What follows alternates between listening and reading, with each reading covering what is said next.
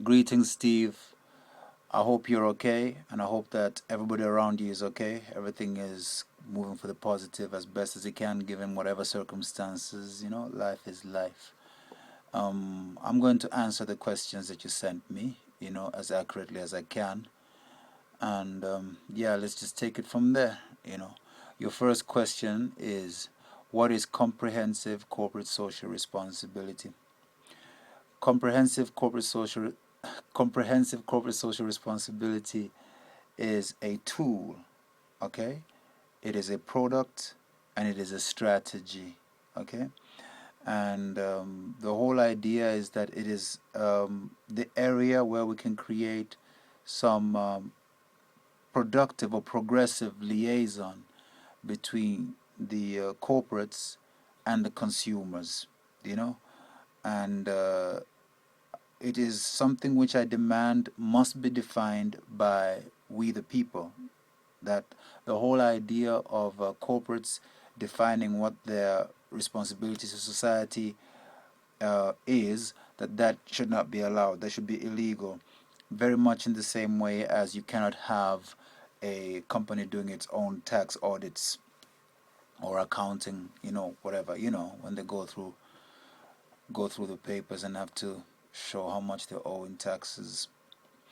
Because obviously, if you do that for yourself, then you're going to show it in where you're going to do the taxes in favor of yourself. So you need to have some external accountants coming in to look at your papers and do that for you, do the auditing for you.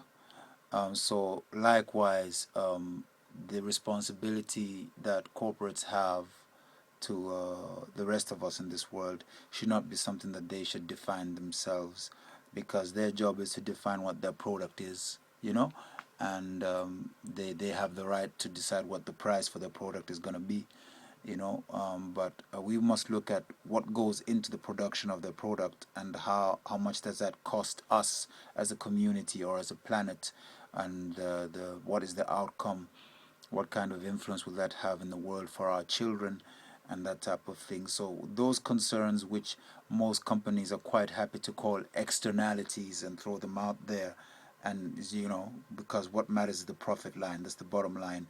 That type of mentality is not compatible with the mentality that looks out for the planet. So you cannot let them decide that. So we as a people must demand that legally, by way of the law, by way of legislation, comprehensive social responsibility must be comprehensive, and it must be decided by the people, and we then develop it in we develop it currently, basically watching and seeing what's happening. We evolve as the companies evolve, as the markets evolve, and we adjust to the market as well. So it's going to take a lot of effort to come in from people like us to be aware of all the different factors that play a part in in bringing a product to the market and what effect it has on the market, and other consequences it may bring. So the expertise to develop comprehensive corporate social responsibility requires the involvement of everybody, So what I'm working for is to create that platform of participation, public participation, private participation, political participation. All those people must be consulted in our creation of CCSR. So that's what it is, really, you know. Your second question is your 9 million plan something that specifically is about water resources and the preservation of Lake Malawi's purity? Yes and no, but I'd rather say no, because 9 million is not that much money when you think about it. It isn't that much money. Um, so what that money is for is that money is to give me more muscle when I try to push through some structural adjustments that then would produce the platform for CCSR. To try and bring people on board or organizations on board and say, yo, come, let's do CCSR. I got this brilliant idea called CCSR. Come on board and blah, blah, blah, blah. That's going to take money, because people are going to be compensated people are going to need to be compensated for the time they put into this. They have jobs within the existing structure, and they've got families that depend on them within the existing structure. So readjusting something according to a different paradigm, which they probably don't understand. I know they don't understand it, because the background for this paradigm that I'm basing CCSR on is an understanding of the single tax, which is a totally different way of taxation than the one that we have now. So I am bringing solutions from a totally different foundation for a paradigm and trying to bring them into a situation, because I do want to create these structures.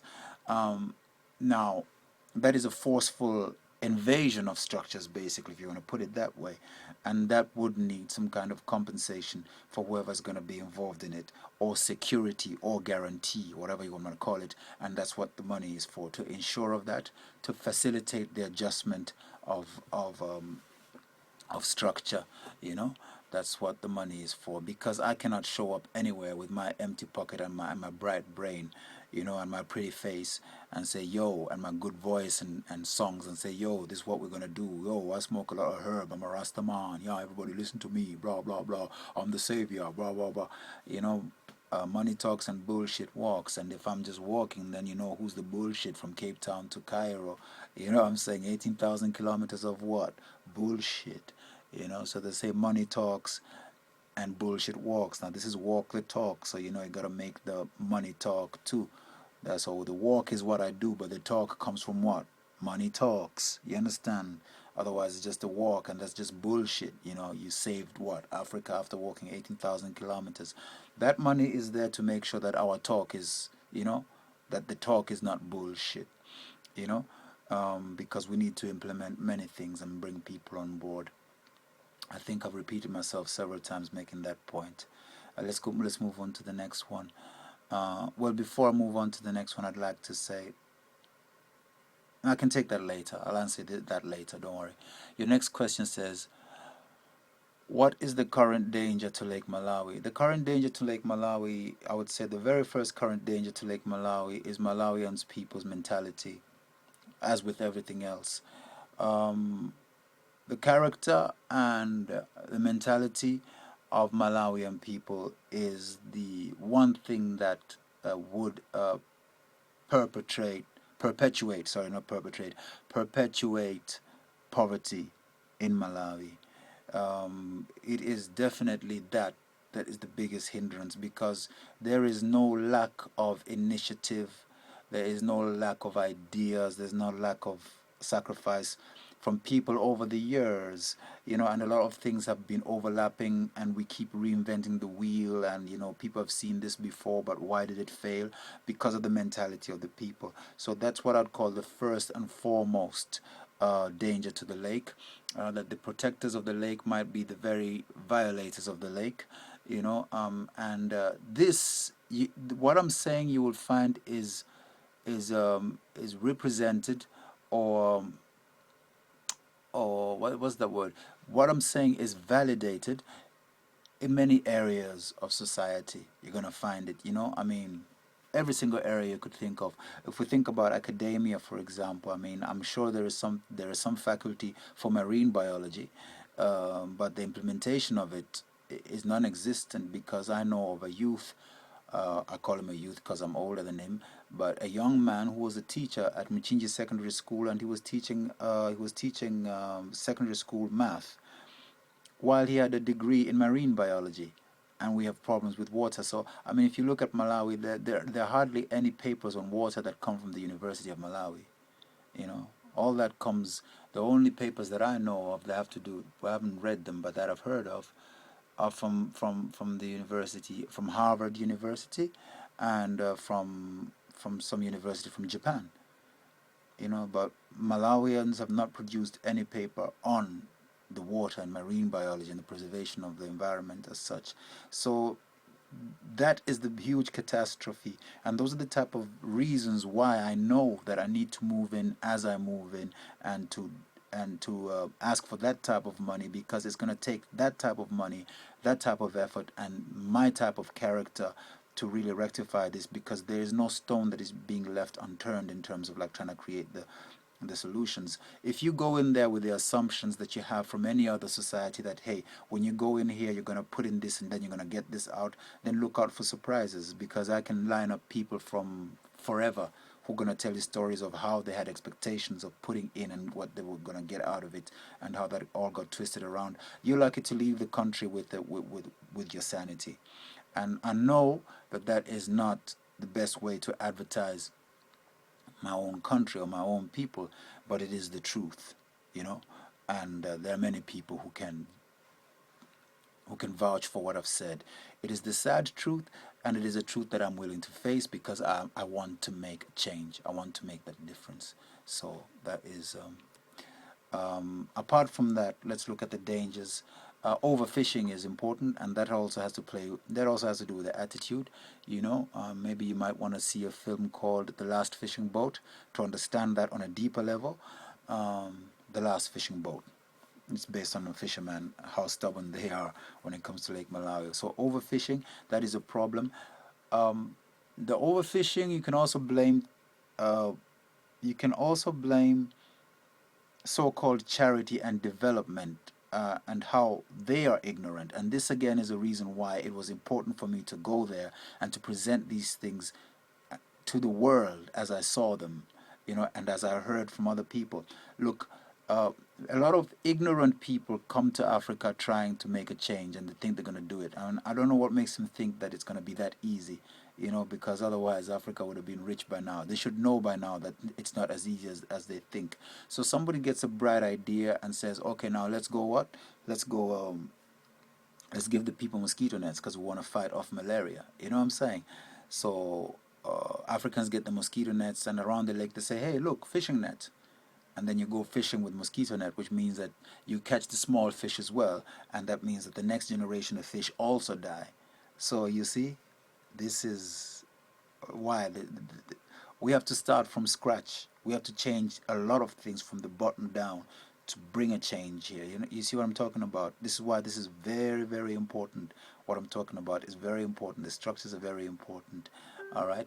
So that is one of the dangers. The other one, obviously, is the whole idea that it's going to bring some kind of the whole idea of revenue coming from drilling for oil in Lake Malawi.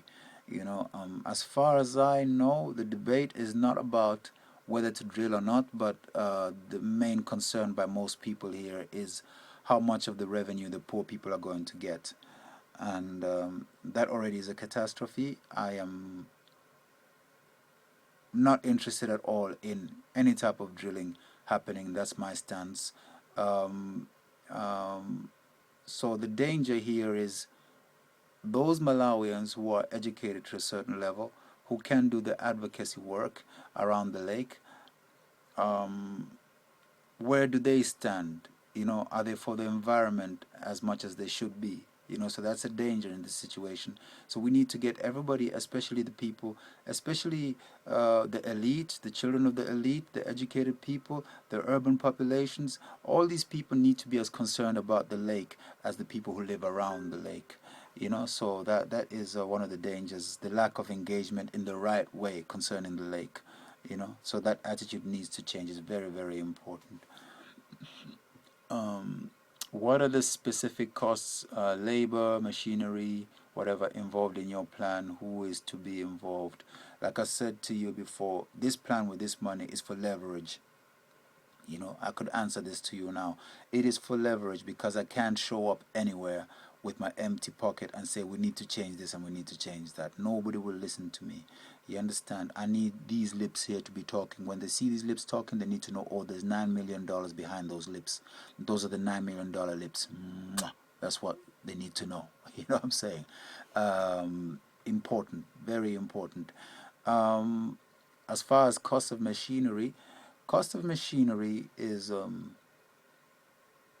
we are looking at an area right now